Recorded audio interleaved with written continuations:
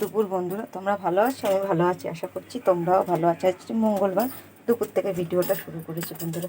যেহেতু সাবান দিয়ে মুছলাম তাই একটু শুকনো করে মুছে নিলাম। আর ওদিকে দেখো কিছু বাসন পড়ে রয়েছে, এখন ধোবো। আর এদিকে খাওয়া দাওয়া করেছি, কিছু বাসন এখানে ধুচ্ছিলাম। আর যে টোকাটা পড়ে রয়েছে বন্ধুরা, কিছু মনে করবে না তোমরা। আর আমি তো সকালে পুজো দিয়ে যাই বন্ধুরা, তোমরা তো। আর ওদিকে বাইরে থেকে কোনো কথা আসলে তোমরা একটু মানিয়ে গুছিয়ে নিও।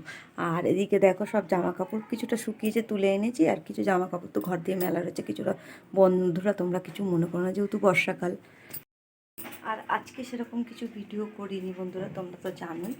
তোমার যেহেতু দিদি চলে যাবে, সেই জন্যে গিয়ে তোমার তাড়াতাড়ি রান্নাবান্না করে রেখে চলে গেছিলাম। আর পায়খানা বাথরুমটা ধুলাম, আর এদিকে মাথাটা একটু ঘষে নিলাম।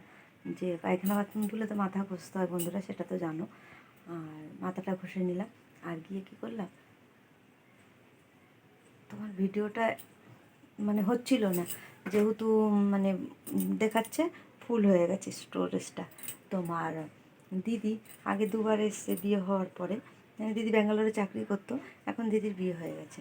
দিদি দুবার এসেছিলো, দুবার আসাতে একবার 500 টাকা দিয়ে গেছিলো, তখন ঘরে খরচা করে দিয়েছিলাম। আর একবার 500 টাকাটা যে আমি ভিডিও করে রিং লাইটটা দিদির কিনেছিলাম, ওই রিং লাইটটা। আর গিয়ে এবারে দিদি আমাকে 2000 টাকা দিয়েছে, যেটা ভাবতে পারি না। দিয়েছে ঠিক আছে। আমার একটা বাসনের র্যাকের শখ ছিল, তা আমি ভাবছি একটা বাসনের র্যাক কিনবো বন্ধুরা। জানি না এখন কত দূর পারবো, যেহেতু সামনে লোন দেওয়া রয়েছে, ওটার মধ্যে তো কিছু মেশাতে হবে। ছোট একটা কিনবো, কিন্তু শাড়ি জামা কাপড় কিনলে তো ছিঁড়ে যাবে। তা ওটা যদি আমার সারা জীবনের মতন থেকে যাবে, সারা জীবন মানে কি, আমি বুড়ো হয়ে যাব তাও ওটা থেকে যাবে, চট করে নষ্ট হবে না। দেখি কতদূর এগোতে পারি। তোমাদের যদি ভালো লাগে একটু লাইক কমেন্ট শেয়ার করে দিও।